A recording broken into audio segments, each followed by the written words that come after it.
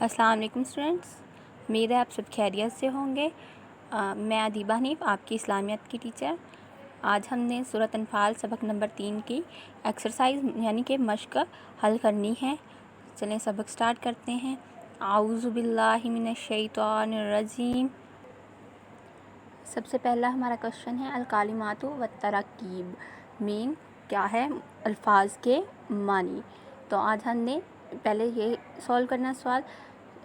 پہلا لفظ ہے شر الدوابی یعنی کہ بدترین قسم کے جانور۔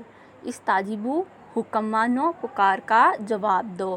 یحولو حائل ہو جاتا ہے، ہوتا ہے۔ مستضعفون مغلوب بے زور۔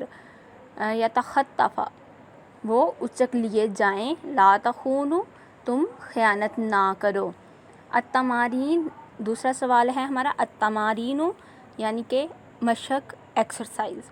السوال الاول پہلا سوال، شر الدوابی سے کیا مراد ہے؟ تو اسٹوڈنٹس اگر آپ کو لیسن یاد ہو تو ہم نے کیا پڑھا تھا، شر الدوابی یعنی کہ بدترین قسم کے جانور۔ تو اس سے کون سے لوگ مراد ہیں؟ وہ لوگ جو کہ سنتے ہیں اور سمجھتے بھی ہیں لیکن وہ عقل اور شعور نہیں رکھتے، وہ اس پر مان لانے کا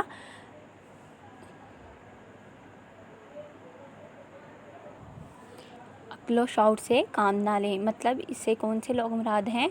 یہاں بدترین جانور سے مراد وہ لوگ ہیں جو سننے اور سمجھنے کی صلاحیت رکھنے کے باوجود عقل و شعور سے کام نہ لیں تو جانوروں سے بھی بدتر ہیں۔ شر الدوابی کا لفظی مطلب کیا ہے؟ بدترین قسم کے جانور۔ السوال الثانی دوسرا سوال، ان آیات میں خیانت سے کیا مراد ہے؟ ان آیات میں دو طرح کی خیانت سے منع کیا گیا ہے۔ ایک اللہ اور اس کے رسول اللہ صلی اللہ علیہ وسلم کی خیانت سے مراد ہے کہ ان کی اطاعت نہ کرنا، احکامات سے منہ موڑنا اور اللہ کے رسول کے حقوق، اللہ اور اس کے رسول کے حقوق ادا نہ کرنا۔ اور دوسری کون سی امانت ہے؟ اپنی امانتوں میں خیانت کا مطلب ہے اپنے فرائض اور ذمہ داریاں پوری نہ کرنا۔ اللہ نے اپنے فرائض کو احسن طریقے سے انجام دینے کا حکم دیا ہے۔ مین کیا ہے؟ اگر کوئی آپ کے پاس اپنی امانت رکھواتا ہے تو اسے وقت پر واپس نہ کرنا، بغیر اجازت کے اسے استعمال کر لینا، اور اس کے بعد کوئی آپ کو اپنا راز دیتا ہے اور آپ اس کا وہ راز فاحش کر دیں، تو یہ سب کیا ہے ہمارے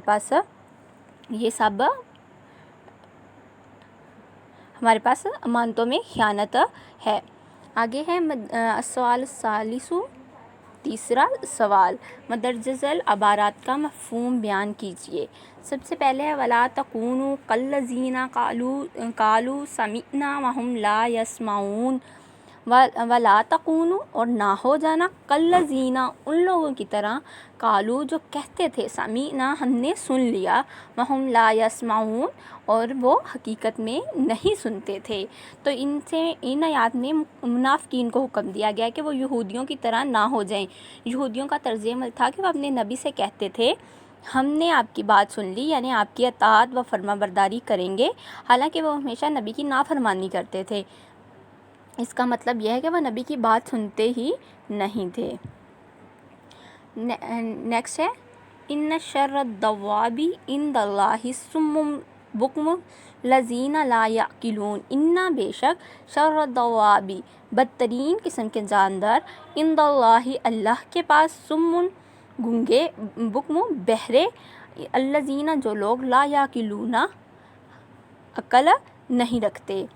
تو ان آیات میں کن لوگوں کی طرف اشارہ کیا گیا ہے؟ اس آیات میں اللہ تعالیٰ نے بیان کیا جو لوگ سنتے اور بولنے کی صلاحیت کا درست استعمال نہیں کرتے، وہ تمام جانداروں میں سے سب سے بدتر ہیں۔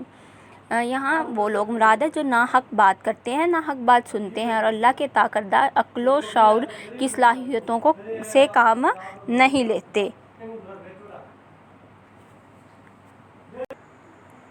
نیکسٹ ہے ہمارے پاس وَاعْلَمُوا أَنَّ اللَّهَ يَحُولُ بَيْنَ الْمَرْءِ وَقَلْبِهِ، یعنی وَاعْلَمُوا جان لو کہ ان اللہ بے شک کہ اللہ یحول حائل ہو جاتا ہے بین المرء درمیان میں آدمی کے وقلبہ اور اس کے دل کے۔ تو یہ جان رکھو کہ اللہ آدمی اور اس کے دل کے درمیان حائل ہو جاتا ہے۔ اللہ تعالیٰ کا آدمی اور اس کے دل کے درمیان حائل ہونے کا مطلب ہے انسان ہدایت کا رستے سے بھٹک جانا اور نیکیوں سے منہ موڑ لینا۔ انسان کا دل ایسی قوت رکھتا ہے جو اسے اچھائی یا برائی کی طرف مائل کرتا ہے۔ اگر انسان نیکی سے مسلسل منہ موڑے رکھے تو پھر کبھی اس کا دل ہدایت حاصل کرتا ہے اور نہ ہی نیکی کی طرف مائل ہوتا ہے۔ اس کا مطلب ہے اللہ تعالیٰ پھر کبھی اس شخص کو نیکی کی توفیق نہیں دیتا۔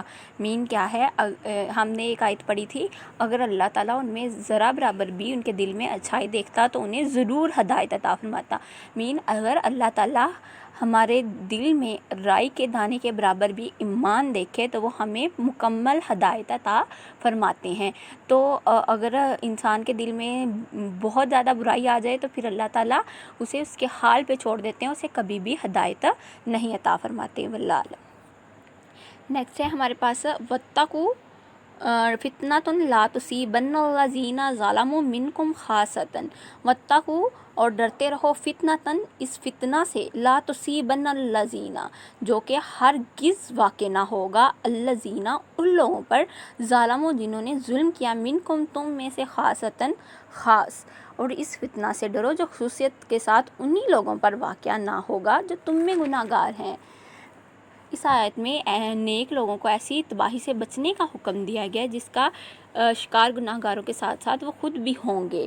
جب کسی قوم پر گناہوں کی وجہ سے تباہی آتی ہے تو نیک لوگ بھی اس کی زد میں آ جاتے ہیں، اس لیے انہیں چاہیے کہ وہ اپنی قوم کے حالات سے بے فکر نہ رہیں، لوگوں کو نیکیوں کی طرف مائل کریں، برائیوں سے روکیں تاکہ گناہ گار بھی ہدایت کے رستے پر آ جائیں اور سب لوگ عذاب الہی سے بچ کر امن و سکون کی زندگی گزاریں۔ مطلب کیا ہے کہ جب حضرت نوح علیہ السلام کی بات کریں یا ان میں جو بھی حضرت شعیب علیہ السلام ان سب پر عذاب نازل ہوئے تو اللہ تعالیٰ نے انہیں کیا فرماتے تھے، جو ایمان والے ہیں اور نبی وہ وہاں سے نکل جائیں، کیونکہ جب اللہ تعالیٰ کا عذاب آتا ہے تو وہ ان پر میں نیک لوگوں میں بھی آ جاتا ہے۔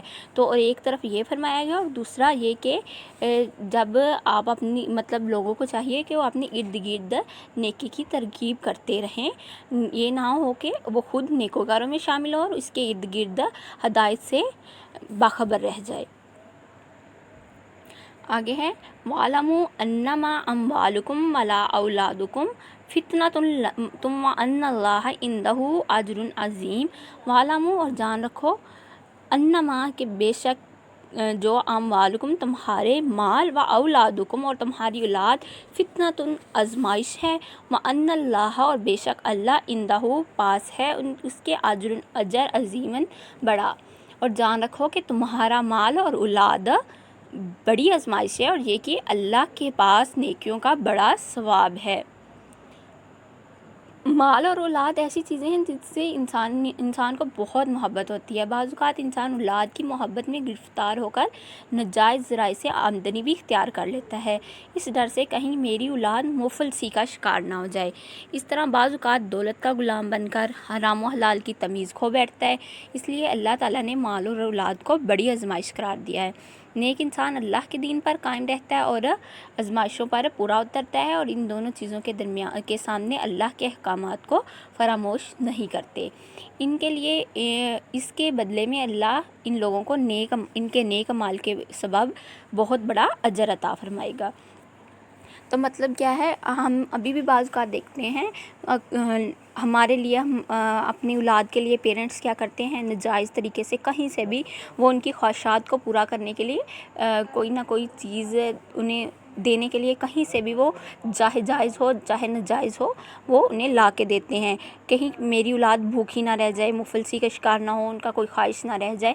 تو یہ کیا ہے، اللہ تعالیٰ اس لیے فرماتے ہیں کہ اولاد بھی فتنہ ہے اور آزمائش ہے، اور اسی طرح مال بھی آزمائش ہے انسان کے لیے۔ تو اللہ تعالیٰ نے ان دونوں کو انسان کے لیے آزمائش رکھ دیا ہے. تو انسان کو چاہیے کہ نہ ہی وہ دولت کا غلام بن کر ناجائز طریقوں سے اللہ تعالیٰ کے احکامات کو فراموش کر کے دولت کو اکٹھا کرنے لگے، اور نہ ہی اولاد کی خاطر ناجائز رائے سے ان کی خواہشات کو پورا کرنے کی کوشش کرے. اوکے اسٹوڈنٹس آپ نے کیا کرنا ہے، یہ جو میں نے ابھی کوشچنس آپ کو پڑھ کے سنائے ہیں، سمجھائے ہیں، آپ سب کے پاس کی بکس ہیں آپ کی، آپ ان سے آنسر لے لیں. ادروائز میں نے آپ سب کو یہ کروا دیے ہیں، تو آپ نے یہ لرن بھی کرنے ہیں اور اپنی نوٹ بکس پر رائٹ بھی کرنے ہیں. اوکے، اللہ حافظ.